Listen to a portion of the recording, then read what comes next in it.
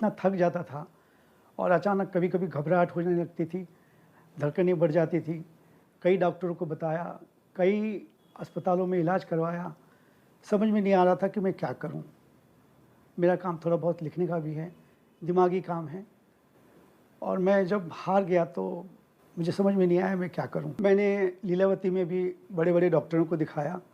मेरी धड़कनें बढ़ जाती थी जब मैं सीढ़ियाँ चढ़ता था और मुझे काम करने की इच्छा नहीं होती थी। पिछले 8-10 सालों में मैंने अपने इलाज में लाखों रुपए खर्च किए और कोई भी कसर नहीं छोड़ी किसी भी डॉक्टर के पास और मुझे नहीं लग रहा था कि मैं ठीक हो पाऊँगा। चलने में कमज़ोरी लग रही थी, काम करने की इच्छा नहीं हो रही थी और मेरे इलाज पे इलाज और इस बीच मेरी मुलाकात मुनीर खान जी से हुई।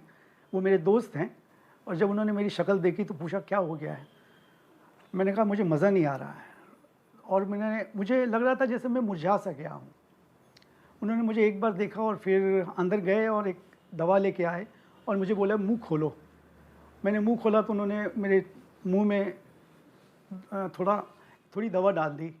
मैं समझ नहीं सका, लेकिन जब मैं घर लौटा उन्होंने कहा ये शीशी अपने पास रखो और उस दिन मैंने उनकी दवा शुरू की और इस बात को मुझे 5 साल 6 साल हो गए।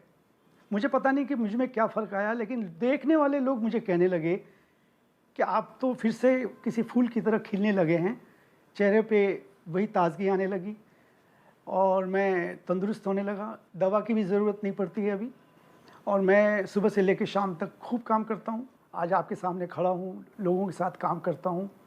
लोग मेरी तारीफ़ करते हैं और कहते हैं देखने वाले कि बहुत फ़र्क आ गया है आप में।